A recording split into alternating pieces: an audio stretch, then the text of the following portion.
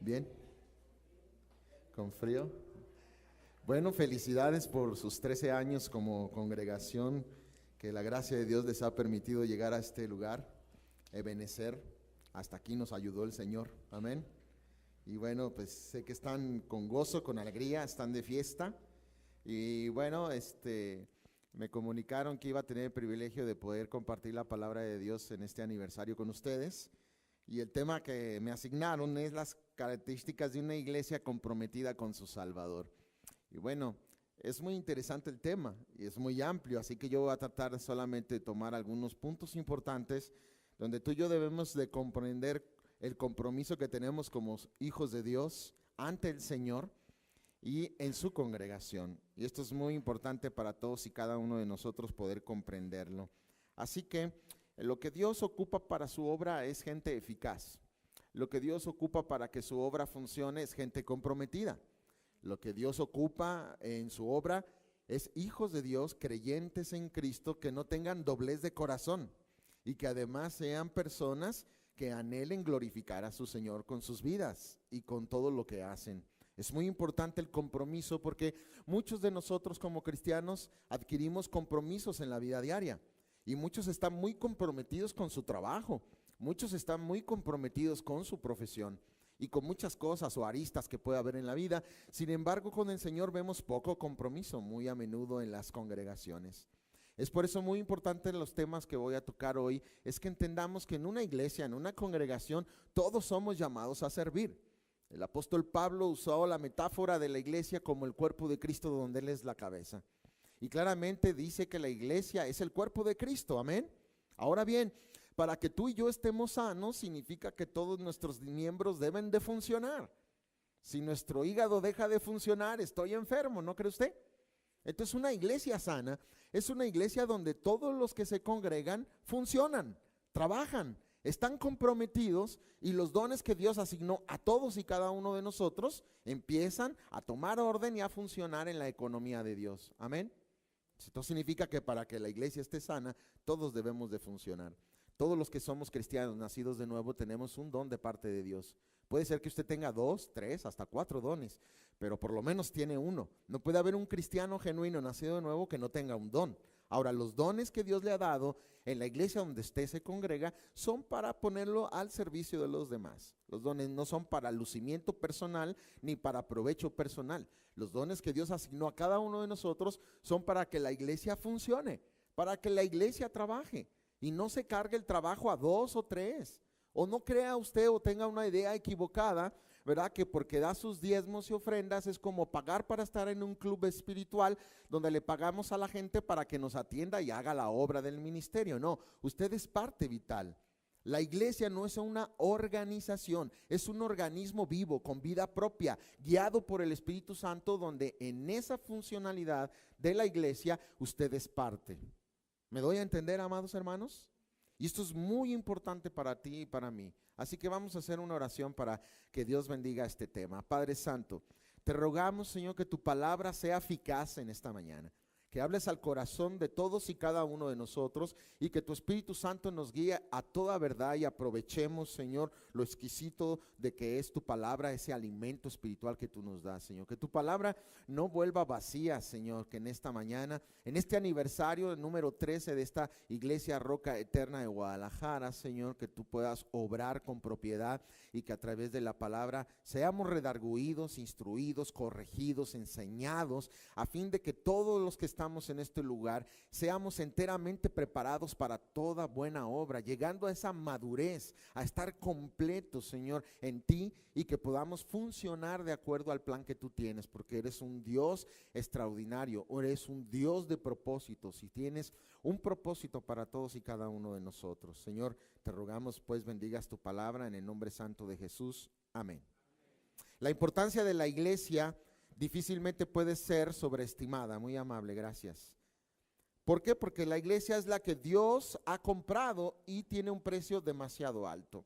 Regularmente a los objetos que compramos, según lo que pagamos es el valor que se le asigna, ¿no es cierto? Y bueno, según lo que se pagó uno puede deducir, esto es muy valioso o no es muy valioso. Entonces, ¿qué tan valiosa será la iglesia para el Señor? ¿Cuál fue el precio que se pagó por ti y por mí? Primera de los Corintios 7:23 dice: por precio fuimos comprados, por tanto no os hagáis esclavos de los hombres. Y el precio fue algo muy alto. Dice la escritura en primera de Pedro 1:18 que fuimos rescatados de nuestra vana manera de vivir, la cual recibimos de nuestros padres, no con cosas corruptibles, como oro o plata, fíjese bien, sino con la sangre preciosa de Jesucristo, como de un cordero ya destinado desde antes de la fundación del mundo, pero manifestado en los postreros tiempos por amor de su nombre. Sí, fue un precio muy alto. No fuiste comprado ni rescatado con oro o plata, sino con la sangre preciosa de Jesucristo. Lo más valioso en este planeta es la iglesia. Todo será destruido. Dijo el Señor que no quedará piedra sobre piedra. Lo único que trasciende a la eternidad en esta creación es la iglesia. ¿Se ha puesto a pensar en eso? De la cual usted y yo somos parte. Por eso es muy importante entender la importancia de la iglesia. Es la que el Señor ha sido comprado cada uno de nosotros, y dice Hechos 20 en el versículo 28. Por tanto, mirad por vosotros y por todo el rebaño en que el Espíritu Santo os ha puesto por obispos. ¿Sabe para qué? Para apacentar, darle de comer a la iglesia, apacentar la iglesia del Señor, la cual Él ganó con su propia sangre. Él compró con su propia sangre. Qué interesante, ¿no cree usted? Ahora, es muy importante porque Cristo ama a la iglesia, la cuida y la sustenta. De donde tú y yo tenemos que aprender rápidamente que adquirimos un compromiso delante del Señor al congregarnos. ¿Usted tiene privilegios al congregarse? Sí los tiene, ¿no? Recibe la palabra, recibe comunión, recibe el partimiento del pan, la alabanza, la coinonía. Hay bendiciones cuando nos congregamos, amén. Pero también la pregunta es si usted adquiere también compromisos. ¿Sí? ¿Hay compromisos? ¿Alguien podría decirme qué tipo de compromisos tenemos nosotros en la iglesia? Servir, ¿qué más? Orar unos por otros. No dejan de congregarnos, dice Hebreos 10:24, como algunos tienen por costumbre. Y además animándonos unos a otros, sabiendo que el Señor ya viene, ¿no? Muy pronto. Ahora, ¿qué otros compromisos tenemos? Compartir el evangelio, amén. Ofrendar. También es un compromiso, ¿verdad? Recibiste de gracia, hay que dar de gracia. Y nosotros aprendemos del Señor que es más bienaventurado dar que recibir. Además, Dios ama al dador alegre, dice en la segunda de los Corintios capítulo 9, versículos 5 y 6.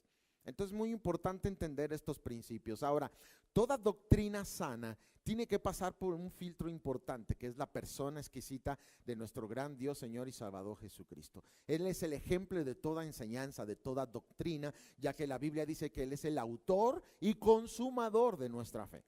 La fe ahí en el contexto se refiere a adoración, pero sobre todo a obediencia. Él es el autor de la ley donde exigía obediencia, y al hacerse hombre se sujetó a esa ley y obedeció. Y la Biblia da testimonio en 1 de Pedro 2:22 que nunca hubo pecado en él ni engaño en su boca. En 2 de los Corintios 5:21 dice: al que no conoció pecado, por nosotros lo hizo pecado, para que nosotros fuésemos hechos justicia de Dios en él. Amén. En 1 de Pedro, en el capítulo 3, versículo 18, dice: el justo por los injustos, en la parte B del versículo, para llevarnos a Dios. Por eso es muy importante entender el principio básico de la iglesia. Toda doctrina es enseñada por el propio Cristo. Amén. Ahora, lo que Él enseña es algo que tú y yo debemos de practicar. Y cuando Dios enseña una doctrina, no es opcional para el cristiano. Dios dice: sean santos porque yo soy santo. 1 de Pedro 1:16, basado, ¿verdad?, como está escrito en Levítico 11:44. Ahora yo le pregunto, cuando Dios dice sean santos, ¿es opcional? Cuando dice congrégate, ¿es opcional? Cuando dice sirve, ¿es opcional? Comprométete, ¿es opcional? Ofrenda, ¿es opcional? Canta alabanzas, ¿es opcional? ¿Verdad que no? No sé por qué nosotros no llegamos a ese punto de madurez donde entendemos que no es opcional, es una orden. Y ahí es donde entendemos el compromiso que tenemos delante de nuestro Dios. Amén.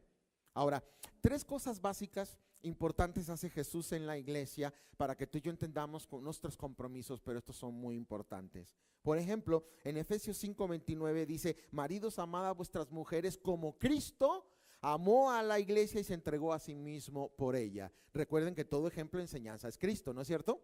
¿Qué hizo Jesús con la iglesia? La amó. ¿Y de qué manera? Usted sabe que en el griego hay 4 prefijos para entender lo que es el amor. En el español no lo notamos, ¿no? Pero las palabras de amor en el idioma original, la más común es la de filos, ¿no? Que tiene una connotación de amistad. Entonces, de ahí viene, por ejemplo, el vocablo filantropía. La palabra antropos es hombre, y cuando decimos filantropía es amor del hombre hacia el hombre, ¿no? Filos, una amistad. Pero también habla del amor eros, que es la intimidad de la pareja, y luego el amor estorge, que es la familia nuclear, papá, mamá, hijos. Pero del amor que habla aquí no es ese, no es el filos, no es el estorge, no es el amor eros, es el amor ágape, el amor sacrificial, donde Cristo en amor a su, ¿verdad?, iglesia se sacrificó por ella. Y dice que la palabra de Dios, tú y yo tenemos que amar a nuestra esposa con un amor sacrificial. Pero también tenemos que amar a la iglesia de la misma manera que lo hace Cristo, sacrificialmente. Y la iglesia no es un lugar, ¿estamos de acuerdo? No son 4 paredes, no es un edificio. El verdadero templo y la verdadera casa, la verdadera iglesia del Señor, somos las personas que la conformamos. Y no nomás esta congregación, sino la iglesia de Cristo en toda la faz de la tierra. Amén, hermanos. Dice 1 Corintios 6:19: ¿o acaso ignoráis que vosotros sois templo del Espíritu Santo, el cual está en vosotros, el cual tenéis de Dios, y que no sois vuestros? Nosotros somos el verdadero templo de Dios, las personas. Y cuando dice que Cristo amó a la iglesia, tú tienes que amar a la iglesia, y tienes que amar a todos y cada uno de los congregantes. Y como Dios, de Él aprendemos que Él no hace distingo, nosotros tampoco, porque tenemos que amar a todos los hermanos por igual. Inclusive la osadía de la palabra de Dios nos exhorta a que no solamente amar a los que nos aman, sino inclusive a los que están allá afuera. Por eso predicamos el evangelio, aún a nuestros enemigos. ¿Estamos de acuerdo? Es esta clase de amor que dice: tienes que sacrificarte amando a tu esposa como Cristo amó a la iglesia, pero también a la iglesia, porque de Él aprendemos. Entonces, ¿cómo hay que amar a la iglesia? Sacrificialmente. De una manera práctica, ¿cómo amarías a los hermanos de una manera sacrificial? Pues poniéndolos primeros que a ti mismo. Por eso Romanos capítulo 15, en el versículo 3 dice que ni aun Cristo se agradó a sí mismo. Por lo tanto, nosotros no tenemos que agradarnos a nosotros mismos. Tenemos que poner siempre a los demás mayores que a nosotros mismos. Pues Romanos capítulo 12, versículos 3, 4 y 5 enseña claramente que no debemos de tener nosotros un más alto concepto de nosotros que debemos de tener. Y que debemos de considerar a todos mayores que a nosotros mismos, ¿sabe? La única manera en que usted funcione y sirva, se comprometa y sea de provecho en la iglesia es que a todos los demás los considere mayor que a usted. Porque el día que usted se sienta mayor que cualquiera, usted está en altanería, en soberbia, en altivez. Y si usted se siente más grande que el otro, va a ser muy difícil que usted lo sirva. La única manera es que usted funcione y sirva a los demás, es que usted mengüe, como diría Juan Bautista: es necesario que él crezca y que yo mengüe. Amén. Solamente las personas, cuando entendemos estos principios de la palabra de Dios, podemos ser funcionales y servir a los demás. Dijo Jesús: ustedes dicen que soy maestro, y dicen bien, porque lo soy, pero estoy aquí como el que sirve. Así que el que quiera ser el mayor tiene que ser ¿qué? El menor, el que sirve a los demás. ¿Ya vio? Qué interesante es esto. Cristo dice, Él amó a la iglesia, pero ¿qué más hizo? Efesios 5, versículo 29 dice: porque nadie aborreció jamás su propia carne. Y está hablando en el contexto de Cristo y la iglesia, y empatándolo con usted y su esposa, donde nos dice que hay que aplicar estos 3 principios, ¿no? Usted tiene que hacerlo con su esposa y con la iglesia lo mismo que hizo Cristo. ¿Y qué hizo Cristo? Amó a su esposa. ¿Y qué más hace aquí? Dice el versículo 29, sino que la sustenta y la cuida como también Cristo a la iglesia. 3 cosas hace Cristo con la iglesia: la ama, la cuida y la sustenta. ¿Qué debe hacer usted con su esposa? Ayúdeme, varones. Amarla. ¿De qué manera? Sacrificialmente. ¿Qué más? Cuidarla. ¿Y qué más? Sustentarla. ¿Ok? ¿Qué tenemos que hacer con la iglesia? Amarla, cuidarla y sustentarla. Mi pregunta es si usted lo está cumpliendo. Si usted ha entendido ese compromiso de amar, cuidar y sustentar. Si ha entendido ese compromiso con su esposa y si ha entendido ese compromiso con la iglesia. ¿Se diga? Amar, cuidar y sustentar. Si usted no es fiel en sus diezmos y ofrendas, entonces usted no está sustentando. Si usted no es fiel en cuidar a los hermanos y no caer en chismes, en descréditos, en ofender, en dañar, sino en amar correctamente a los hermanos, usted está fallando y usted no ha entendido entonces el compromiso. Y también tenemos que entender que la iglesia tiene que ser edificada. Y dijo Cristo, edificaré mi iglesia. Él claramente estableció a los apóstoles y a los profetas poniendo un fundamento, ¿no es cierto? Y el fundamento es Él. Una vez que se pone el fundamento, cuando estamos construyendo un edificio, ahora empezamos a construir, así que la iglesia está en construcción. Dice Efesios 2:20 que estamos cimentados en el fundamento de los apóstoles, Nuevo Testamento, y de los profetas, Antiguo Testamento, siendo la principal piedra Jesucristo mismo, en quien todo el edificio, o sea, la iglesia, la casa del Señor, va creciendo para ser un templo santo en el Señor y morada de Dios en el Espíritu. Vamos creciendo para ser ¿qué? Un templo santo en el Señor y morada de Dios en el Espíritu. Amén. El fundamento está puesto, la iglesia se está edificando hasta el día de hoy. Tiene 2000 años edificándose. Amén. Y mi pregunta es si Dios ocupa edificadores. Él la edifica, amén. Pero en su gracia nos invita a trabajar, a que también colaboremos con Él y de hacer discípulos. Mateo 28:19, ¿no es cierto? Nos está invitando a trabajar. Vayan y hagan discípulos y bautícenlos en el nombre del Padre, del Hijo y del Espíritu Santo, enseñándoles todas las cosas que yo les he dicho, y hay que guardarlas, ¿verdad? Y he aquí que yo estoy con vosotros todos los días. ¿Hasta cuándo? Él es el edificador, Él puso el fundamento, Él levantó a los apóstoles y los profetas, pero ahora te llama a ti también a participar y a trabajar. Esto es muy importante. ¿Sabe que es una tragedia y va en contra de los principios de la palabra de Dios? Que pasen 2, 3, 5, en este caso ya 13 años y usted siga sentado sin comprometerse. Eso es incorrecto. Es algo enfermizo. No está viniendo a misa. No es venir, ya pagué, ya cumplí el domingo y me voy. No, usted tiene que comprometerse. Después de 13 años, si usted está desde el principio y no se ha comprometido, usted está enfermo, usted tiene un problema en su corazón y en su mente. ¿Soy claro? Usted tiene un problema. No puede pasar toda la vida sentado ahí. Dios le dio dones y lo invita a trabajar. Tiene que comprometerse, tiene que ser funcional, tiene que ser bendición para los demás. ¿Alguien puede decir amén a esto? ¿O cree que estoy siendo un poco exagerado? ¿No? Sí está claro. Después de todos estos años, si usted no se ha comprometido, usted está enfermo, tiene problemas.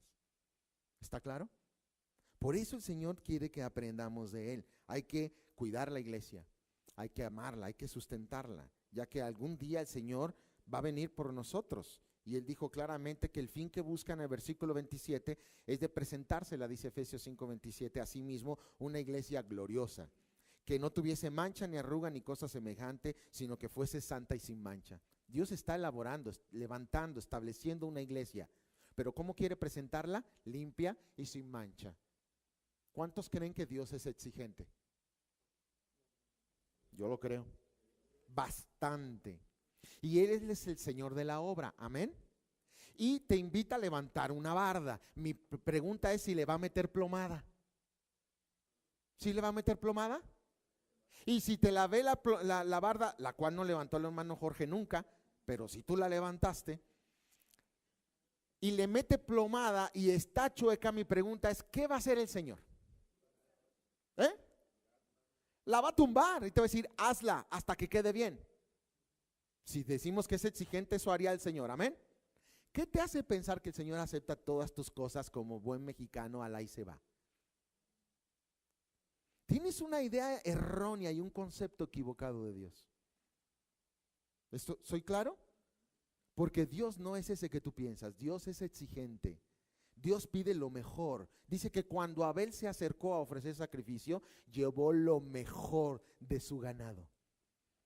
Amén. Y cuando Dios nos enseñó el camino de la ofrenda y de lo que es el dar, dice claramente el versículo más famoso de la Biblia: porque de tal manera amó Dios al mundo, que ha dado a su Hijo unigénito, para que todo aquel que en él cree no se pierda, mas tenga vida eterna. Y cuando Dios dio a su Hijo lo mejor del cielo para salvar lo peor de la tierra, que somos tú y yo, ¿cómo ofrenda a Dios entonces? Con lo mejor. Y la pregunta es, cada que te acercas a Dios, cada que vienes a la iglesia, cada que te toca participar en algo, ¿le das lo mejor? Cuando te acercas con tus ofrendas, ¿le das lo mejor? Cuando te toca el aseo, lo haces lo mejor que se puede, porque no es para los hermanos, es para el Señor. Cuando te preparas para dar un sermón, te preparas de lo mejor porque sabes que estás hablando de parte de Dios y delante de Dios. Cuando vas a hacer un servicio en la iglesia, cuando te vas a comprometer con algo, ¿haces lo mejor? Si tú entiendes que Dios es exigente, vas a entender el compromiso. Y no solamente vas a levantar la mano, sino que vas a buscar la excelencia. Dios demanda excelencia. Amén. ¿Alguien podría definirme qué es excelencia? Lo mejor. Y bien hecho, ¿qué más? Por ahí dicen que la mejor manera de definir la excelencia es esta: bien hecho y a la primera. No hay error, no hay prueba y error, a ver si sale, y si no sale lo repito. No, bien hecho y a la primera. Eso es excelencia. ¿Cómo la ve? Porque Dios no se equivocó, ¿o sí? Cuando Dios hizo su creación, ¿la hizo con excelencia? ¿O Dios trabajó con prueba y error, a ver cómo me sale y luego le corrijo? Dijo, hágase la luz y se hizo, punto, ¿no? Dios, ¿cómo trabajó? Con excelencia, ¿no? Él no se equivocó, él no cometió errores, lo hizo bien y a la primera. ¿Qué demanda de ti? No tengas un concepto equivocado de Dios. Él sigue siendo el mismo Dios exigente. Algunos creen que porque estamos en la gracia, pues como que Dios bajó el nivel y que es más tolerable. No, es más exigente todavía. Porque en la ley les exigía, pero no les había dado el Espíritu de forma permanente. Ahora nos lo dio de forma permanente, así que Dios no bajó el estándar, sino que lo aumentó. En la ley decía, cualquiera que fuere sorprendido. En la gracia dice, cualquiera que mirare. Le subió, no le bajó. ¿Quién te dijo que le bajó? Al contrario, subió su estándar, subió su exigencia. Dios necesita que tú entiendas estos principios, y por eso hay que entender, si tengo que amar a la iglesia, tengo que cuidarla y tengo que sustentarla, nosotros tenemos que aprender principios básicos de la palabra del Señor, porque el Señor quiere que su propósito se cumpla en nosotros. Por eso, si vamos a hablar de edificar y si vamos a hablar de comprometernos y de funcionar correctamente, haciendo la voluntad de Dios y no la de nosotros, pero vamos a trabajar en una obra que va a trascender por la eternidad, donde somos parte de ella y que somos llamados a funcionar, a trabajar, y que somos llamados a servir con excelencia, entonces les voy a dar unos principios básicos con ejemplos algunos del Antiguo Testamento. ¿Qué tipo de siervos ocupa a Dios para que su iglesia funcione y se edifique con calidad y se edifique, hermanos, con excelencia? ¿Qué tipo de siervos ocupa Dios? Comprometidos. Amén. Esa palabra comprometido, yo le voy a dar 8 palabras el día de hoy para entender lo que es compromiso. Se lo voy a dar con ejemplos bíblicos. Y usted puede decir con una palomita sí y con una tache no. Y vamos a ver cuáles de las 8 tiene usted. Espero que tenga por lo menos 1 o 2 o 3. Si de las 8 son 8 taches, ya sabe, ¿verdad? Lo que está pasando en su vida. ¿Qué es, hermanos, el compromiso? Con los ejemplos que le voy a dar. Nuestro primer pasaje que vamos a ver y a exaltar es primero de Crónicas 9:13. Aquí vemos que usted sabe históricamente el pueblo de Israel se había dividido después de Salomón en el reino del norte y en el reino del sur. Y bueno, el primero en caer cautivo fue el reino del norte a través de los asirios. Más adelante el reino del sur, que estaba en Jerusalén, cayeron en manos de Nabucodonosor, que fue el primer imperio mundial en el sueño que interpretó Daniel. Y si ustedes se fijan, después de ese cautiverio, Dios obró cuando entró el imperio medo-persa y destituyeron a Nabucodonosor, y Dios le dio gracia al pueblo de Israel ante el rey Ciro. El rey Ciro ya había sido profetizado más de 600 años antes de nacer, en Isaías capítulo 44, y el Señor dijo, verdad, de Ciro, que era su ungido, que era su siervo y que él le edificaría casa. Todo esto se escribió antes de que naciera literalmente Ciro. Esto es muy importante porque cuando una vez que está Ciro en el poder, Dios le da gracia al pueblo de Israel y les permite regresar a Jerusalén a edificar literalmente el templo, y les da chequera abierta, ¿verdad? Llévense todo lo que ocupen, cuánto, y ahí entonces permite que Zorobabel con 50,000 judíos regresen a edificar Jerusalén. Pero claramente tenían que edificar primero el templo. ¿Sabe qué hizo el pueblo? Se gastó el dinero, y en vez de edificar el pueblo, medio lo empezaron, así como el hermano que quiso levantar la barda y nunca la levantó. Igual el templo nunca lo levantaron, y todo el dinero se lo gastaron en sus casas artesonadas, y le pusieron hasta cantera a las fachadas y todos, ¿verdad? En la opulencia, ¿verdad? Muy emocionados. Entonces el Señor tuvo que reprenderlos, y 78 años después, fíjense lo que tardaron, 78 años tuvo que mandar a Esdras a reprenderlos y a terminar el templo, y tardaron 14 años después de la reprensión de Esdras para terminar el templo, y luego vino, ¿verdad?, Nehemías, y en 52 días hicieron todo el muro. Y una vez estando el templo terminado y el muro terminado y la ciudad terminada, regresaron los sacerdotes para darle gloria a Dios, y dice que se agarraron llorando porque vieron que todo era igual el templo, una réplica exacta, pero de cobre, no de oro como el de Salomón. Y empezaron a llorar, y Dios, bueno, empieza a hablar con ellos, y es el libro de Malaquías, donde les dice, yo los he amado, y ellos dicen, ¿en qué nos has amado? Y Él les empieza a decir, bueno, me habéis deshonrado, y ellos les dijeron, ¿en qué te hemos deshonrado? Y les dice, me habéis robado, y dicen ellos altaneramente, ¿en qué te hemos robado? Sus palabras han sido violentas contra mí, ¿qué hemos hablado contra ti? O sea, Dios llegó a un punto de que saben que ya me hartaron, hasta aquí, hace pausa, y no vuelve a hablar con ellos después de 400 años, que es el periodo intertestamentario entre el Antiguo y el Nuevo Testamento.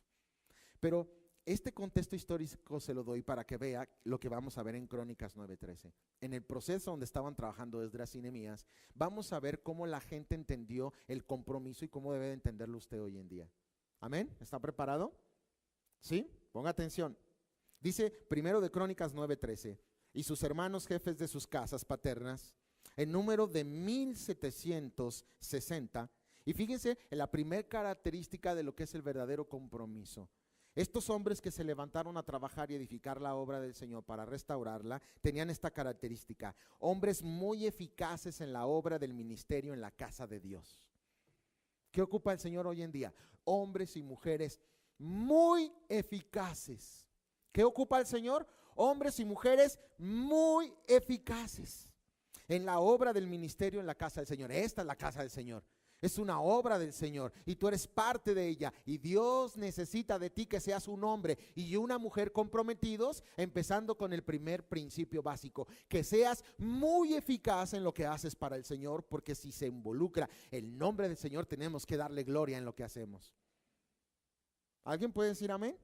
No los estoy regañando, alegres, están de fiestas, aniversario. Es que Pedro, yo no sé, diario me da temas a mí como que diario me los asigna bien chidos. Pero bueno, gloria a Dios. No, hay gozo en la palabra, amén. Estos son principios que nos dan alegría. ¿Y por qué? Porque estamos aprendiendo la palabra de Dios correctamente, con una sana doctrina, en donde el Señor nos está diciendo que se ocupa gente, hombres y mujeres muy eficaces, sobresalientes. ¿Qué es la eficacia? Ahí está, excelentes resultados. ¿Cristo quiere resultados de su iglesia? ¿Se acuerda cuando se acercó a la zarza para tomar fruto y no dio?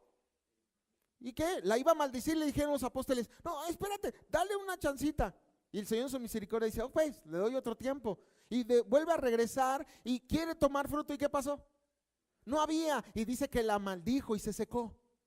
Porque el Señor quiere fruto de tu vida, quiere fruto de tu matrimonio, de tu familia, de tus hijos, y quiere fruto de esta congregación.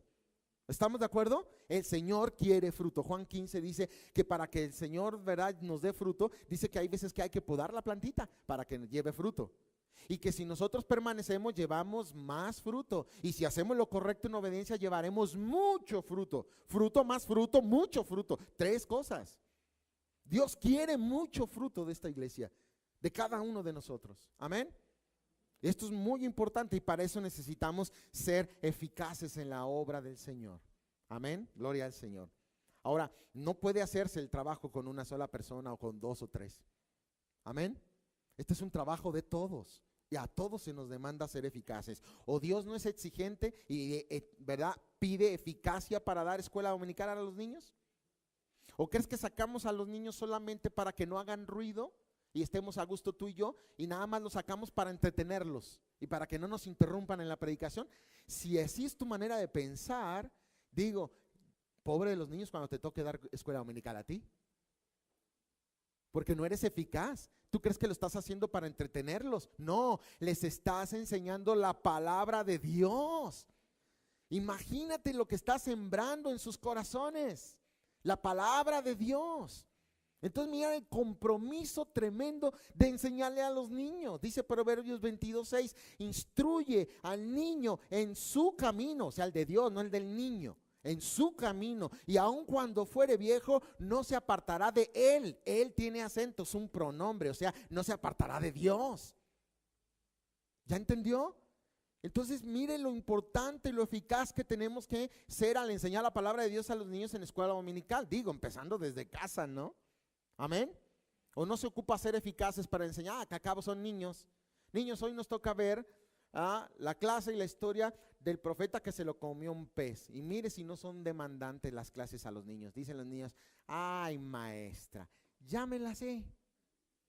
Entonces imagínense lo eficaz que usted tiene que ser, lo osado y lo preparado que tiene que estar para volverles a decir la nueva historia nuevamente, que ya se la sabe y la ha escuchado 20 veces, y usted lo vuelva a tener así a la expectativa aprendiendo.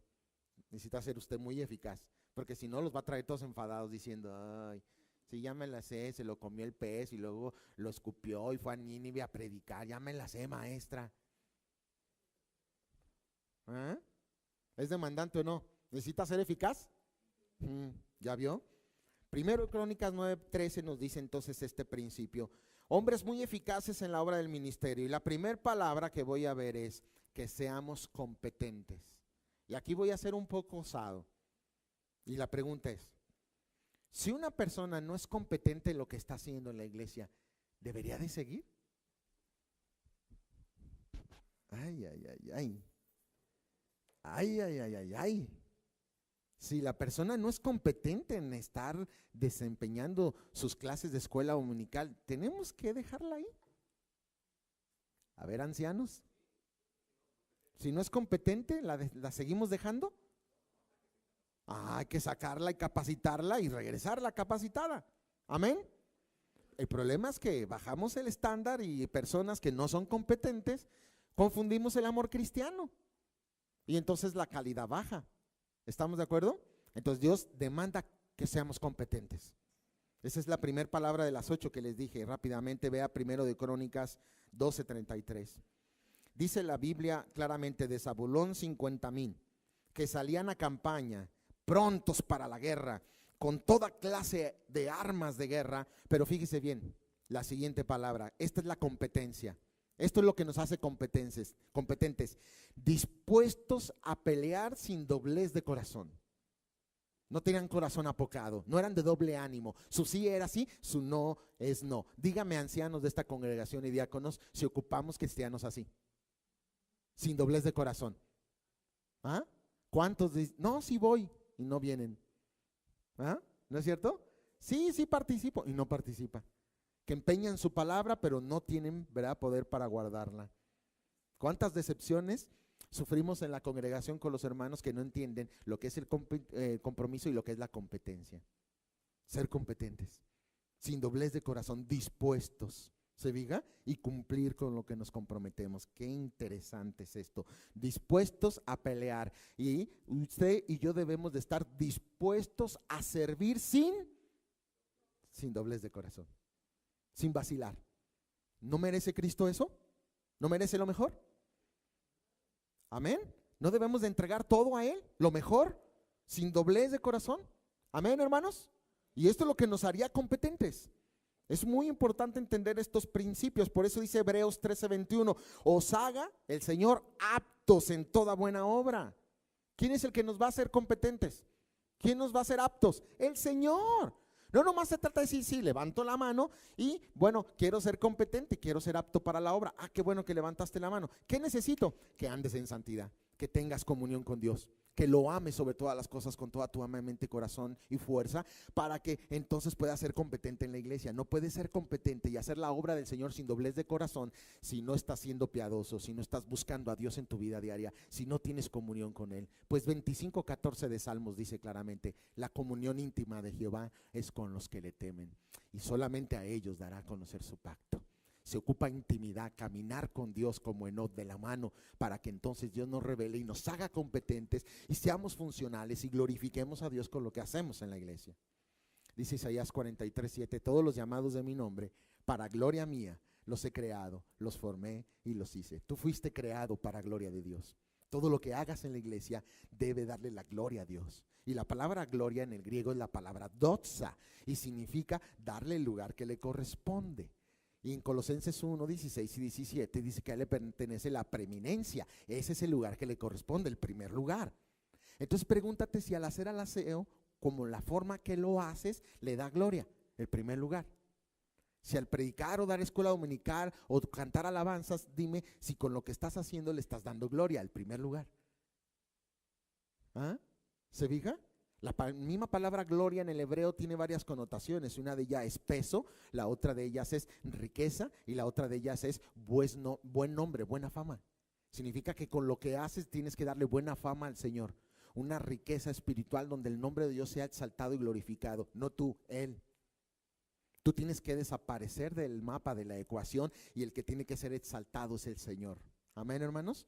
Pero para eso se necesita ser competentes. Y por eso dice claramente en este pasaje de Hebreos 13:21: haciendo Él en vosotros lo que es agradable delante de Él por Jesucristo, al cual sea la gloria por los siglos de los siglos. ¿Y quién puede decir amén? Amén. Por eso segunda de los Corintios 3:5, hablando del principio de competencia, ser competentes, dice: no que seamos competentes por nosotros mismos para pensar algo como de nosotros mismos, sino que nuestra competencia proviene de Dios. ¿Quién es el que te hace competente? ¿Quién es el que te va a promover para un ministerio? Dios. ¿Quién es el que te va a señalar para un ministerio? Dios, no los hombres. Dice Efesios 4:11: y Él mismo constituyó a unos apóstoles, profetas, evangelistas, pastores y maestros. Es Dios que le dijo a Satanás: ¿has considerado a mi siervo Job? Es Dios el que nos promueve. Él es el que nos hace competentes. Grábate esto: si el hombre te pone, el hombre te quita. Pero si Dios te pone, el hombre no te quita. ¿Ya lo entendiste? Porque el que te hizo competente fue Dios. Y para hacerte competente significa que trabajó en tu corazón, que estuvo literalmente hablando a tu corazón a través de la palabra, moldeando tu carácter para que menguaras y aprendas el ejercicio del servicio, que es cero orgullo, cero soberbia, cero vanagloria. Toda la gloria sea a Él, dice el salmista: no a nosotros, oh Dios, sino a tu nombre sea dada la gloria. Por eso la Escritura nos enseña claramente estos principios de no tener doblez de corazón. En el Primero de Reyes, en la historia del profeta Elías, dice en el 18:21, Primero de Reyes 18:21, acercándose Elías, dice, a todo el pueblo les dijo, ¿se acuerdan que el pueblo estaba yendo tras Baal? Y les arengó fuertemente y les dijo literalmente que si Baal era el Dios, se fueran con él, pero si Jehová era el Dios, fíjense el lenguaje que les dice. Acercándose Elías a todo el pueblo les dijo, Primero de Reyes 18:21, ¿hasta cuándo claudicaréis vosotros entre dos pensamientos? Si Jehová es Dios, ¿qué tienes que hacerle? Síguele, entrégate, conságrate, hermano. Pon a Dios en primer lugar en tu vida. Si Baal es el Dios, entonces id en pos de él. ¿Y el pueblo qué hizo? Sí, amén, Jehová es el Dios, nos consagramos, heme aquí. No. Y hay veces que enseñamos la palabra, exhortamos, les decimos, y en vez de que la iglesia diga sí, amén, se quedan. ¿Se fija? Y eso habla del corazón apocado, de la doblez de corazón. ¿Se fija? De que no has decidido poner a Dios en primer lugar en tu vida, por eso no eres piadoso. La palabra piedad en el griego es eusebia, donde viene el nombre Eusebia, y significa simple y sencillamente poner a Dios en primer lugar en tu vida. Esto significa que Dios es más importante que cualquier persona o cualquier cosa en el mundo. Tienes que amarlo sobre todas las cosas. Ya se lo he dicho en otras predicaciones. Tienes que amar más a Dios que a tu esposa. Tienes que amar más a Dios que a tu esposo. Tienes que amar más a Dios que a tus hijos. Tienes que amar más a Dios que a tu negocio, que tu carrera, que tu profesión, que tu casa, que tu cuenta bancaria, que tus pertenencias. Dios es y merece el número uno. Pero a veces tu compromiso es más fuerte con el mundo que con Dios. Prefieres quedarte a planchar y ver la novela que venir entre semana al discipulado o a la iglesia. Esa es la falta de compromiso, tu corazón apocado que tienes, porque no entiendes que Dios merece el primer lugar. Si Él entregó todo por ti, ¿por qué tú no entregas todo? ¿Cuál sería la respuesta, hermanos? Entonces está claro, ¿no? Segunda palabra. Ya vimos que tenemos que ser competentes, amén. ¿Cuál es la segunda? Que tenemos que ser trabajadores, industriosos, trabajadores, pero de todo corazón. Nehemías 4, versículo 69. Edificamos, acuérdense que hicieron el muro de toda la ciudad en 52 días. ¿Se diga? Todo el muro. Y eso es porque a todos los que vivían cerca del muro y de la puerta les asignó: tú te dedicas a esta puerta y tú a esta, y todos trabajaron unidos y hicieron el muro en 52 días. Una proeza tremenda, ¿no es cierto? Y dígame si no avanzaríamos en esta iglesia si en vez de que las cosas las hagan 2 o 3, las hiciéramos 20 o 30. Dígame si no avanzaríamos si en vez de haber un predicador o 2 hubiera 5 o hubiera 6. Dígame si no avanzaríamos, hermanos, si en vez de 4 maestras de escuela dominical o 3, hubiera 10. Dígame si no avanzaríamos si en vez de nomás haber 2 músicos, hubiera 10. Y si uno se enferma, pues el otro toca, porque si se enferman los músicos, pues a capela, no hay otro músico. Tiene que haber más gente comprometida trabajando. Tiene que haber gente. Está la gente comprometida, pero si falta, uno no sabe, viene de camino, se enferma, tiene un accidente, ¿y qué hacemos? Yo, por ejemplo, como pastor en la iglesia, yo siempre tengo varios sermones. Siempre estoy estudiando y siempre adelanto sermones. Siempre tengo 4, 5, 6, 7 sermones adelantados, ya sea para la iglesia, lo que sea, pero siempre estoy estudiando. Y luego una vez me preguntaron: oiga, pastor Israel, si le toca predicar a fulano o a sultano y de repente se enferma, o le pasa un accidente y no llega y le tocaba predicar, ¿qué pasa? ¿Qué vamos a hacer? Le dije: no se preocupe, yo siempre traigo un sermón, yo siempre vengo preparado. No me voy a levantar y, pues hermano, pasó un accidente y pues no vino, pues a ver cómo le hacemos. No, yo traigo un sermón preparado, siempre, porque Dios me demanda competencia, ser un hombre preparado. ¿Se fija? Los de aquí, imagínense que yo no hubiera llegado, ¿quién iba a predicar? ¿Quién me iba a sustituir? ¿Quién vino preparado? Pedro, ¿venías preparado o a cantinflear? ¿Sí? Lo que salga de mi ronco pecho, dice Pedro. ¿Se diga? No, hermanos, esto es la competencia, trabajadores de todo corazón. Nehemías 4:69 dice: edificamos pues el muro y toda la muralla fue terminada hasta la mitad de su altura, porque el pueblo tuvo ánimo para trabajar. ¿Qué tuvo el pueblo? Ánimo, espíritu. Tuvo deseos, anhelos, porque tenía la mirada puesta ¿en quién? Entonces, ¿hay ánimo aquí en trabajar en la iglesia? Hermanos, nos vemos entre semana, vamos a venir a pintar. ¿Quién viene? Vean el ánimo. ¿Se fija? 3, 4. ¿Se fija? ¿Dónde está el ánimo? Vamos a hacer esto, Siempre tienes cosas más importantes. Cuando se trata de Dios, siempre tú tienes cosas más importantes. Qué curioso, ¿no? ¿Qué? ¿Dónde está entonces tu lealtad primera? ¿Con el mundo o con Dios? ¿Por ganar más dinero? ¿Por ganar más dinero? ¿Por eso dejas de venir? ¿Por eso no te comprometes? ¿No te sacias? ¿Que no es suficiente con sustento y abrigo? ¿Y sigues afanado? ¿Sigues teniendo, verdad, tu mirada corta en las cosas materiales superfluas? No quedará piedra sobre piedra, no te vas a llevar nada al cielo. Como aquel viejito disque cristiano avaro que le dijo a su esposa: mira, mujer, he trabajado mucho y tengo mucho dinero y no estoy dispuesto a compartirlo. Así que el día que me muera, por favor, todas mis pertenencias véndelas, cómpralas en monedas de oro, ponlas en un cofre y ponlas en la azotea, porque cuando me vaya al cielo me las voy a llevar. Y la viejita, como era muy obediente, se murió el viejito. Ella dijo, gracias a Dios. Vende todo y pone el cofre lleno de monedas en la azotea. A los 2 días se sube la viejita a la azotea y ve el cofre lleno de monedas y dijo, ay, este hombre de veras. No se las llevó, pero la verdad es que creo que yo fui la que me equivoqué, porque debería de haberlo puesto abajo, no arriba. Este hombre no iba para arriba, este hombre iba para abajo. Error de ecuación. Ay, Dios mío, bien dice el libro de Job que el ojo no tiene llenadero.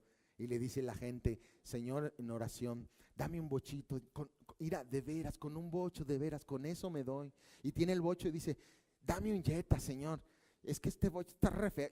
Mira, ahora sí, de veras, dame un Jetta, y ya, ahí me calmo. Y ya trae usted el Jetta nuevo y dice, Señor, ahora dame un Audi, por favor. De veras, mira, ahora sí te lo cumplo, dame el Audi y te da el Audi, dice, Señor, por favor, quiero una sub Porsche. Ahora sí te prometo que no tiene llenadero. ¿No es cierto? Nada más abra el closet de su esposa para que vea que no tiene llenadero. Porque si compró vestido nuevo, no crea que es solo que usted va a comprar, no. Viene, ¿verdad? El collar que le combine, la bolsa que le combine, los zapatos que le combine. No se equivoque cuando le diga, ¿me compras un vestido? Sea sabio, no es un vestido.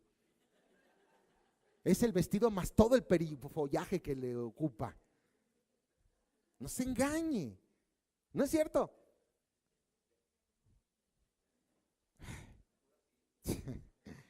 Pero ¿qué ocupa el Señor? Trabajadores de todo corazón. Me voy a ir más rápido.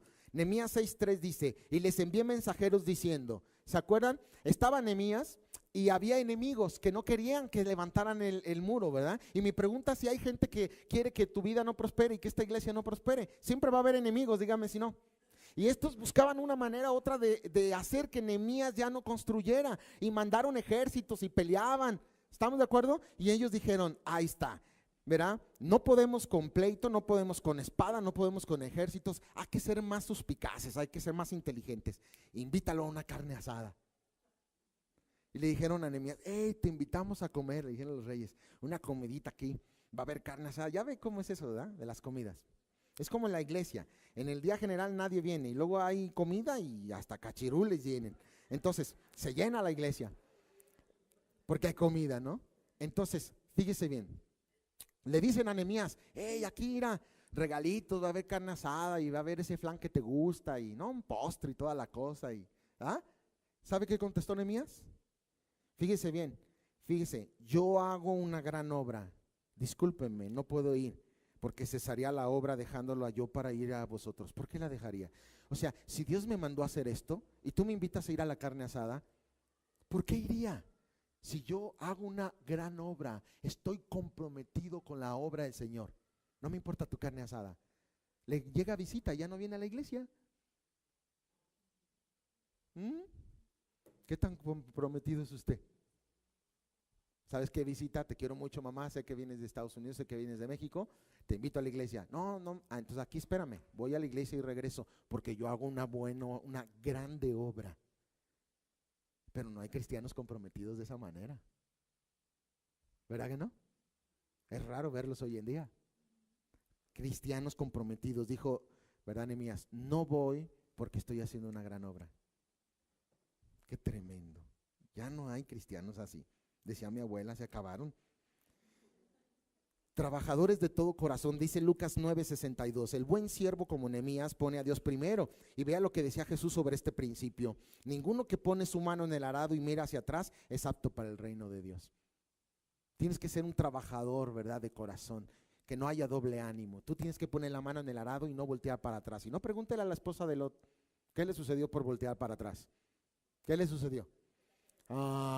Y dijo Jesús, si tú pones la mano en el arado, si vienes y me proclamas como tu Señor, y te entregas a mí, no voltees atrás. Decía el pueblo de Israel estando en el desierto, volteando hacia atrás. Allá comíamos ajos, cebollas y melones de balde. ¿De balde? Estaban de esclavos 400 años, pero ellos al voltear atrás se confundían. y pensaban que les iba mejor cuando no eran, ¿verdad?, seguidores de Dios. Y yo he escuchado a cristianos diciendo, oh, antes de ser cristiano me iba mejor. Pues sí, porque hacías tranzas, robabas y estafabas y a lo mejor tenías más. Y ahora eres honesto, ya no robas, ya tratas de no, ¿verdad?, estafar, de no tener pesa falsa y te cuadras y a lo mejor es menos ingreso, pero tienes la paz de que estás honrando a Dios con tu vida. No es cierto que te iba mejor, hoy te va mejor, porque estás honrando a Dios. ¿Se entiende, hermanos? Por eso dice claramente, si tú pones la mano en el arado y volteas para atrás, no eres digno. Proverbios 10:5 dice, el que recoge en el verano es un hombre entendido, pero el que duerme en el tiempo de la siega es un hijo que avergüenza. Este es el tiempo de la siega, es el tiempo de trabajo. Y si tú estás dormido, como pintan al mexicano, con el sobrerote acostado en un nopal, tú eres un hijo que avergüenzas a tu Padre que está en los cielos. Si tú no te comprometes con el Señor y con la iglesia, tú avergüenzas a tu Padre. ¿Qué aniversario se van a pasar? Dios santo. Ustedes tienen la culpa por invitarme. No, les hablo con amor. Ustedes saben que les amo. Y cuando vengo aquí predico como en cualquier lugar. Yo soy igual en todas las iglesias donde voy a predicar. Yo no trato de agradar a nadie. Estoy comprometido con Dios y con su palabra. Pero sé que esto los va a edificar porque es la verdad. La verdad es la única que edifica. Amén, hermanos. Y esto es bien hermoso si tú lo entiendes. ¿Te fijas? Si tú es el tiempo de trabajo, pero estás dormido, tú eres un hijo que avergüenza. ¿A alguien le ha tocado tener un hijo nini que ni trabaja ni estudia? Y dígame si no avergüenza, porque luego le preguntan, oye, ¿tu hijo qué hace? Ya la vergüenza. ¿Trabaja? No. ¿Estudia? No. Ahí está, se diga la vergüenza. Entonces, ¿qué hace? Pues juega a Nintendo. Y por eso ya ni entiende, porque le dices, hijo, hijo, vas a la tienda, ni entiende. Está idiotizado ahí, ni trabaja ni nada. ¿Se diga? A Dios le gusta la gente industriosa y el trabajo es una bendición. Y a Dios le gusta la gente trabajadora, pero no nomás enfoques tus fuerzas de trabajo allá afuera, también aquí adentro en la iglesia se ocupa gente que trabaje. ¿Amén? ¿O no se ocupan ancianos, gente que trabaje? ¿Cuántos están trabajando aquí? Dígame por cientos, no nombres. ¿10%? ¿20? ¿30? ¿40? Dígame por cientos. Sean honestos. Aprovechen. Sean honestos. ¿Cuánto por ciento comprometido trabajando? ¿50? Ah, ¿el 5%? Santo Dios, tienen un problema grave. Yo pensé que era más. Pero bueno, por algo el Señor quiere decir, hey, wake up, despiértate, levántate de entre los muertos y te alumbrará Cristo. Amén. Despierta, hermano, es el tiempo. El tiempo se nos está acabando, el Señor viene. Amén. Mi Padre trabaja y yo trabajo, y si tú no, avergüenzas. Si el Padre trabaja y el Hijo trabaja, ¿nosotros qué? Si el Padre trabaja y Cristo trabaja y tú no, tú avergüenzas. Eres un hijo que avergüenza. Fuerte. Tercer palabra, rápido, valerosos. Tercer palabra. Ya vimos, ¿verdad? Comprometidos en este contexto. Es competentes, trabajadores. Tercero, valerosos. Segundo de Crónicas 32:7. Esforzaos y animaos, no temáis ni tengáis miedo, les dice el rey Ezequías, del rey de Asiria ni de toda la multitud que con él viene, porque más hay con nosotros que con él. Con él está el brazo de carne, con nosotros está Jehová nuestro Dios para ayudarnos y para pelear nuestras batallas. El pueblo entonces tuvo confianza en las palabras del rey Ezequías. Entonces, ¿qué les dijo? Animaos, esfuércense, no teman, no tengan miedo. Más es el que está con nosotros que el que está con ellos. Amén. Primera de Juan 4:4 dice, es más fuerte el que está en nosotros que el que está en el mundo. Sé valeroso, hermano, hermana, anímate, esfuérzate, anímate. Le dice el Señor claramente a Josué, mira que te mando que te esfuerces y que seas valiente, valeroso, esforzado. Así quiere el Señor que seamos también los creyentes. En primera de Juan 4 decía así claramente, ¿verdad? Sabemos que sois de Dios y los habéis vencido, pero mayor es el que está en vosotros que el que está en el mundo. Y mire este pasaje. Debemos de enfrentar los retos que nos va a poner el servir al Señor en la iglesia sin temor de nada. Segunda de Timoteo 1:7 dice, porque no nos ha dado Dios espíritu de cobardía, sino de poder, de amor y de dominio propio. Porque en el roce, en el trabajo, en la iglesia van a salir cosas, pero hay que ser valerosos. Y Dios hay que entender que no nos ha dado un espíritu de cobardía, sino de poder, amor y dominio propio. Va a haber desacuerdos a lo mejor. Algún hermano, alguna hermana va a opinar que hay que hacerlo de esta manera y todo, y a veces nos va a ganar el carácter, la emoción, ¿verdad? A veces unos son más explosivos que otros, de mecha corta, y se enojan rápido, y al momento de querer trabajar juntos hay discordia. Pero hay que tener ese amor, ese dominio propio para decir, ok, si menguar yo y en vez de estar aferrado a este punto, pues digo, está bien, vamos trabajando, entonces empezamos a funcionar con los demás. Es muy importante, hermanos, que haya unidad, unanimidad con el mismo punto y el mismo objetivo, que es darle la gloria al Señor. Amén. Hay veces que para ganar hay que perder. Veces que para lograr hay que menguar. ¿Estamos de acuerdo? Y si por el avance de la iglesia tienes que perder tu punto, pues piérdelo. ¿No es cierto? Esto es lo importante. También para eso se ocupa valentía, para decir, ok, la pierdo con el fin de ganar. Esto es muy fuerte. Cuarta palabra, Dios quiere gente diligente. ¿Qué entiende por diligencia? ¿Qué es un hombre o una mujer diligente? Sepa dirigirlas, organizarlas, ¿qué más? Diligente. Ahora, hay muchos cristianos que les tenemos que decir, hermanos, ¿quién nos ayuda? Hermanos, ¿quién viene? Hermanos, ¿quién apoya? El diligente no espera el llamado, él dice, aquí estoy, ¿qué puedo hacer? ¿En qué les puedo servir? A ver, póngame a hacer algo. Ese es el diligente. ¿Se fija? Está presto. El diligente, imagínense que está la iglesia y llegamos y hay una silla tirada. El que no es diligente la ve tirada y pasa de largo. El diligente no necesita que le digan, él agarra y la pone en su lugar. El diligente es una persona mandable y es una persona servicial. ¿Estamos de acuerdo?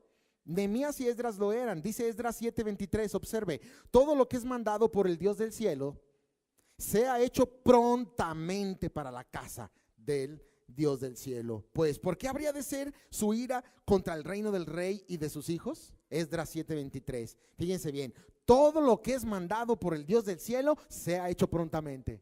¿Qué debemos de hacer aquí en la iglesia? Todo lo que manda el Señor se tiene que hacer prontamente.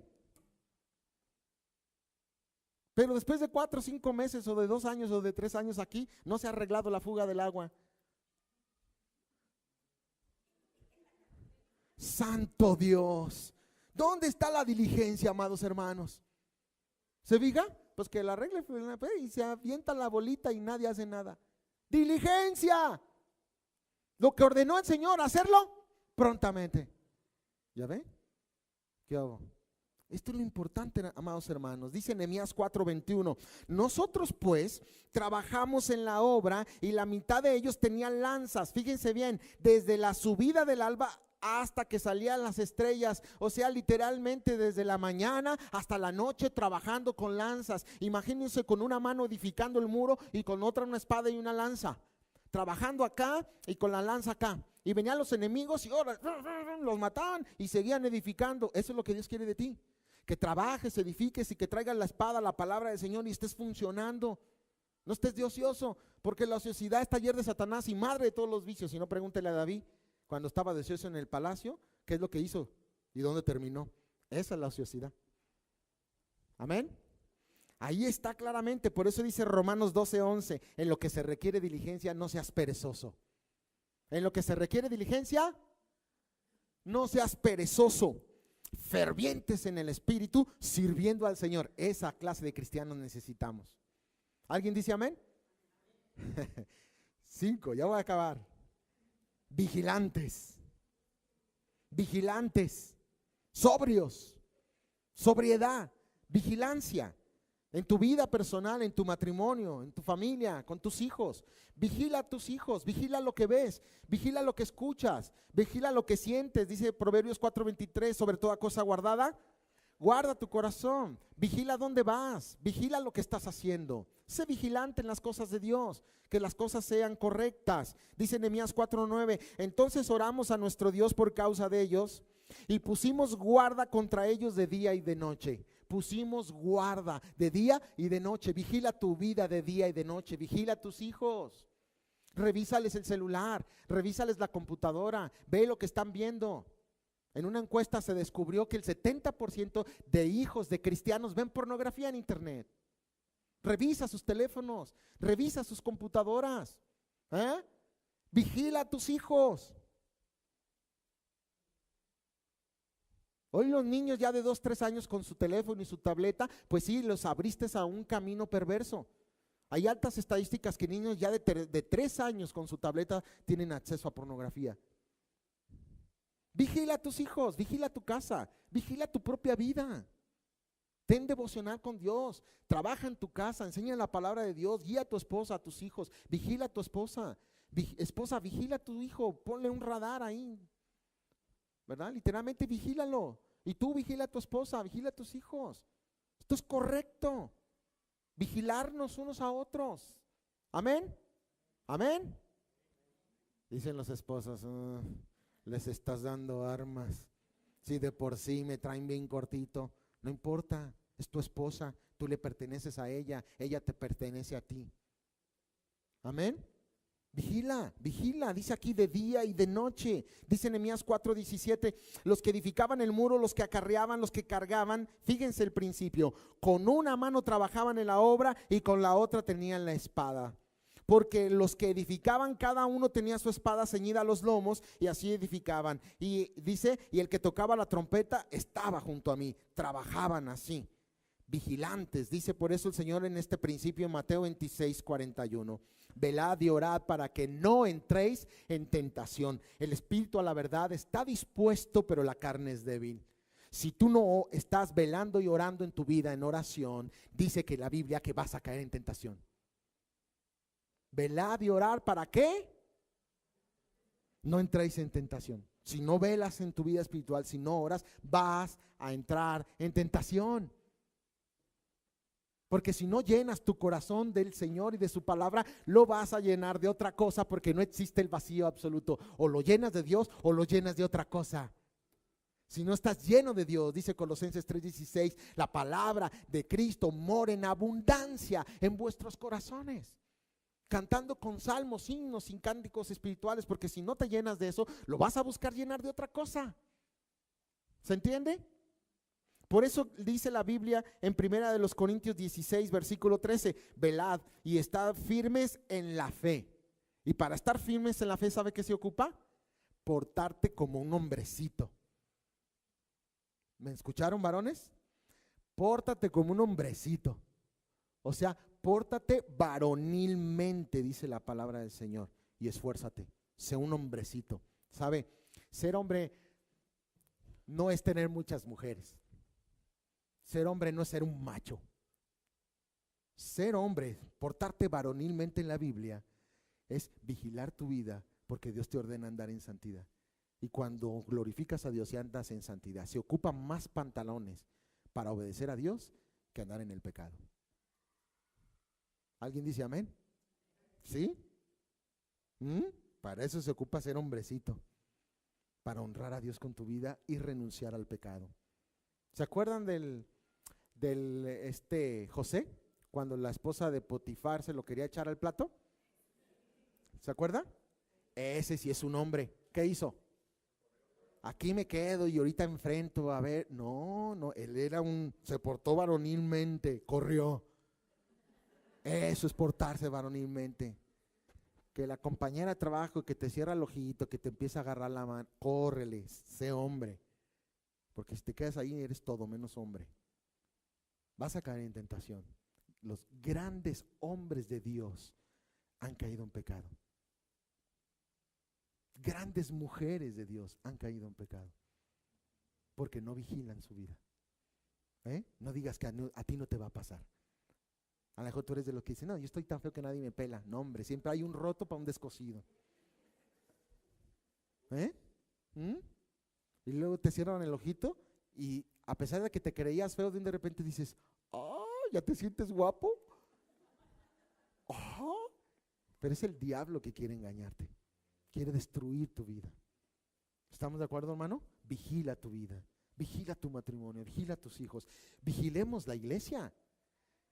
El ambiente como hermanos, podemos saludarnos, nos podemos dar un beso santo, ósculo santo, pero también se siente cuando alguien no lo hace de manera santa.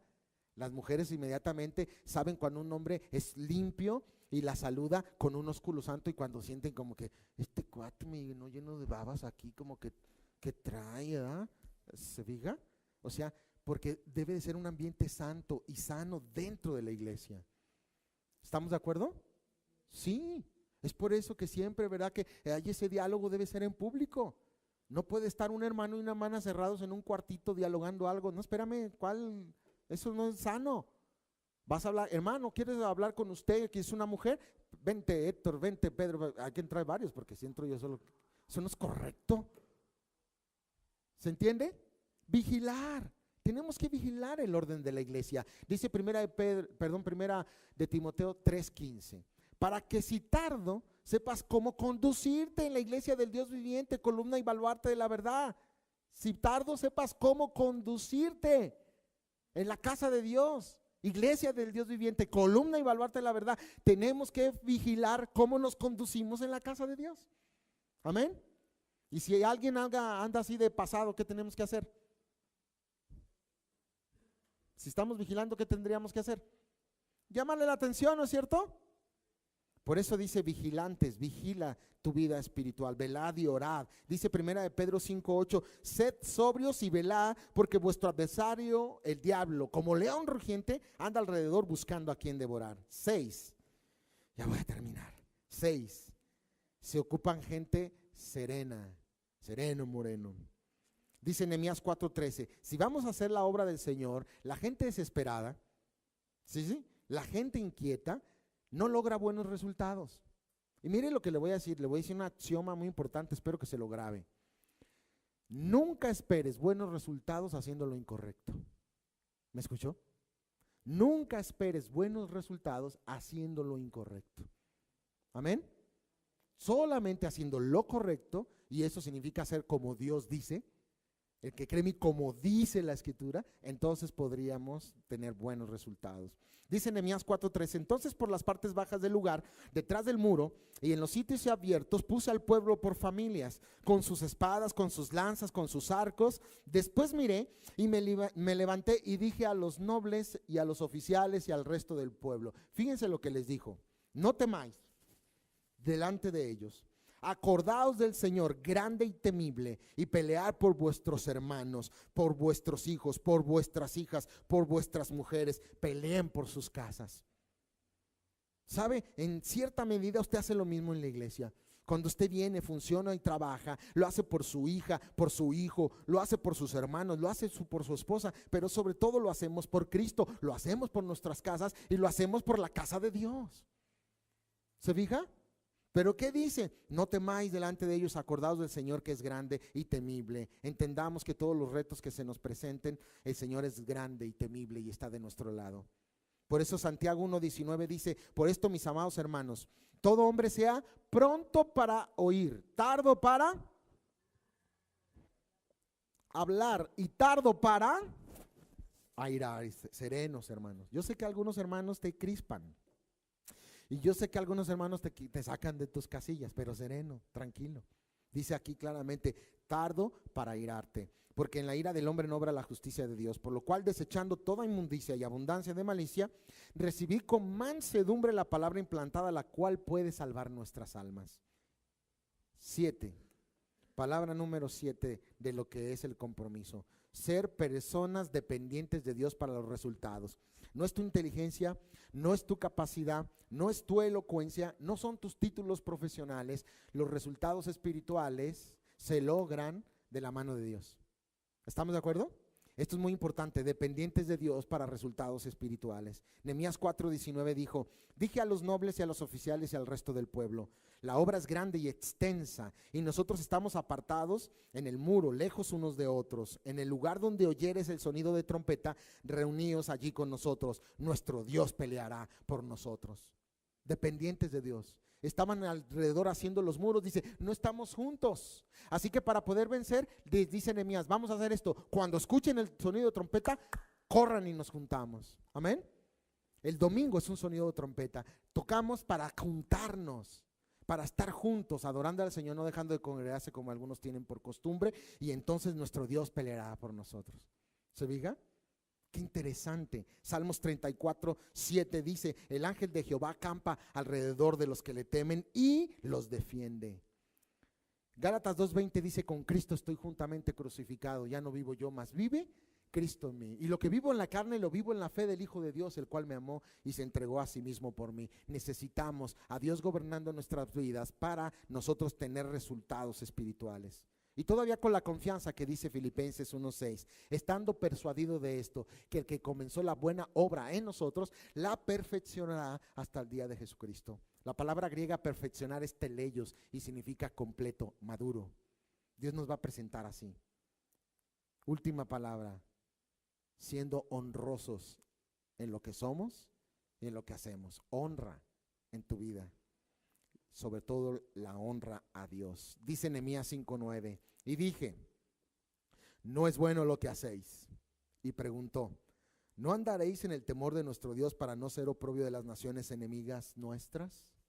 O sea, claramente les arengó, les exhortó, les llamó la atención y les dijo, no es bueno lo que hacéis. Así que tenemos que vigilar que todo lo que se haga en esta casa le dé la gloria al Señor y le traiga honra. Si hay algo que no está honrando a Dios, tú tienes que levantar la voz y decir, no es bueno lo que estás haciendo. Tenemos que exhortarnos unos a otros. ¿Alguien dice amén? Si hay un hermano, una hermana que permanecen en una condición que no honra al Señor, llámale la atención. Dios no transige con el pecado ni lo pasa por alto. Si hay algo indecoroso, si hay algo que no es correcto y no se está haciendo conforme a la palabra de Dios, ¿qué debemos hacer, hermanos? No es bueno lo que estás haciendo. Tienes que exhortar. No eres más bueno que Dios. Dios es 3 veces santo. Y todo lo que sea innoble, abyecto, todo lo que no glorifique y le dé gloria al Señor, tiene que ser reprendido. Dice Efesios 5:21, exhortaos unos a otros. Amén, hermanos. No te tiemble la mano, no tengas miedo. Si es algo indecoroso, si es algo que no honra al Señor, levanta la voz y di, no es bueno lo que se está haciendo. Llama la atención. Exhorta. Porque buscamos la gloria del Señor. Gente comprometida, santa, que sirva al Señor de una manera que le dé gloria y le traiga honra al nombre de Dios. ¿Sí dice amén o no? Por eso mire, 2 Corintios 7, versículo 1, dice, limpiémonos entonces de toda contaminación de carne y de espíritu, perfeccionando la santidad en el temor del Señor. ¿Sabe cómo se traduce esto? Te lo explica Colosenses 1:10, para que andéis como es digno del Señor. ¿Sabe cómo es andar digno del Señor? ¿Sabe que es una manera digna que le trae gloria y honra al nombre de Dios? Agradándole en lo que puedas. ¿Eso dice? Ayúdeme, ¿agradándole en qué? Agradándole. Otra vez, agradándole en. Esa es la única manera. En todo. Dios es exigente. Agradándole en todo. En todo, grábatelo, en todo.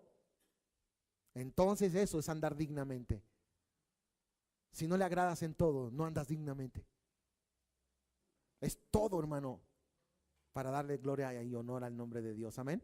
Agradándole en todo, llevando fruto en toda buena obra y creciendo en el conocimiento de Dios.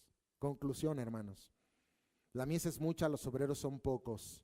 Y hoy más que nunca necesitamos siervos, siervas consagrados que quieran servir al Señor de todo corazón, comprometidos, que no tengan un corazón apocado, que sean trabajadores de todo corazón, fuertes, valientes, valerosos, honestos, que traigan gloria al Señor, que entiendan el compromiso. La factura es cara, pero Jesús pagó un alto precio por ti y por mí. Hay que hacer el gasto. Y mire bien, preferible gastarnos en el Señor y no en el mundo.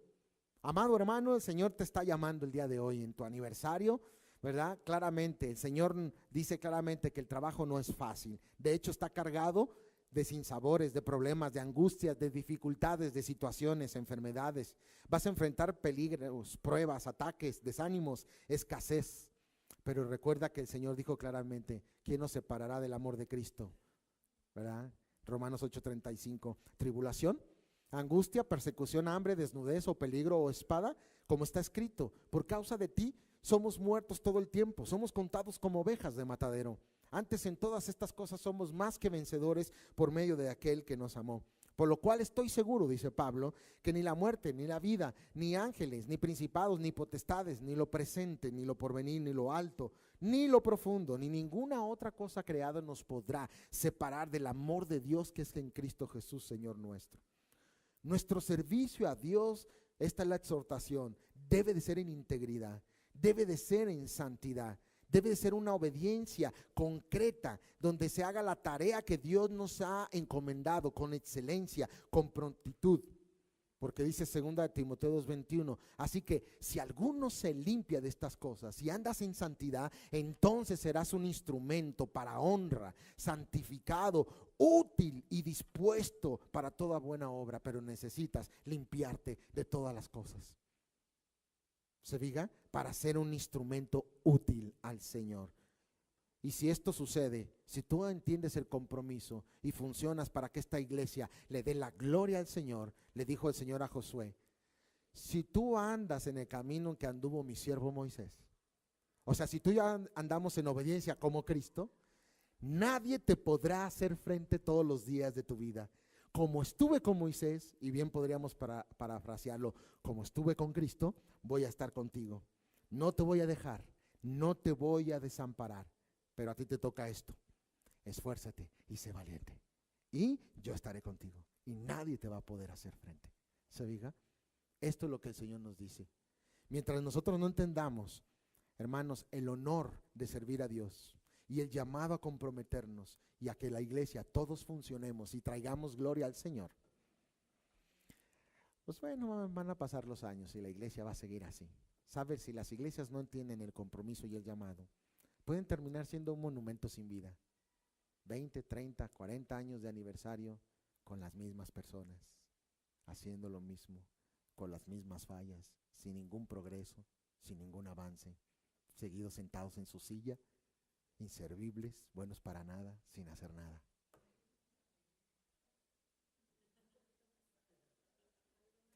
Eso sería una tragedia. Ya no se usa, con esto termino, pero algunas abuelitas se acuerdan que acostumbraban tener, ¿cómo se le llama a esos muebles donde ponen los platos? ¿Cómo se llaman esos muebles viejos? Trastero, trinchador, ¿verdad? ¿Se acuerdan que ahí estaba siempre la vajilla cara, la de porcelana, ¿verdad? Carísima, pero no se usa, nomás está para verse bonita. Y te dan en el plato de plástico quemado, chueco, ahí o la vajilla blanca, la de hielo seco, ¿da? Pero acá la de porcelana, ¿a poco no? Mire, esta es la analogía. Hay cristianos así, cristianos de trinchador. Pasan los años, 5, 10, 15, 20, y usted está ahí, bonito, de porcelana, bien vestido, guapo, bello. Se ve bien, llega a la iglesia, se ve bonito, pero no sirve para nada, no se usa. Y los otros tantos chuecos, quemados, así haciendo la obra, todos. Pero esos son los bonitos a los ojos de Dios. Así de qué eres tú, de plástico quemado, haciendo la talacha, o eres de trinchador, ¿de cuáles eres? Que te ves bonito, pero no sirves para nada. Levántate de esa silla ya. Comprométete con el Señor, no con los hombres. Amén. Ponte de pie. Gracias, Señor, por tu palabra. Es viva y es eficaz. Y es más cortante que una espada de doble filo. Y penetra hasta partir el alma y discierne las intenciones. Señor, sé que has hablado a tu iglesia. Sé que esta iglesia te ama. Sé que esta iglesia conoce tu palabra y ama tu doctrina. Y sé que en este aniversario, Señor, vas a poner nuevos bríos y un ánimo a que más gente responda al llamado. Heme aquí, envíame a mí, se comprometa y sea un cristiano de excelencia, que glorifique tu nombre, que te ponga en primer lugar un cristiano que traiga gloria y honor a tu nombre, Señor. Sé que tu palabra no va a volver vacía, porque el resultado proviene de ti. Tu palabra es poderosa. En el nombre de Jesús bendigo esta hermosa congregación, Padre, y que tu palabra, Señor, lleve ese resultado para el cual tú lo enviaste en esta tarde, en el nombre de Jesús. Amén. Gracias, hermanos. Dios los bendice.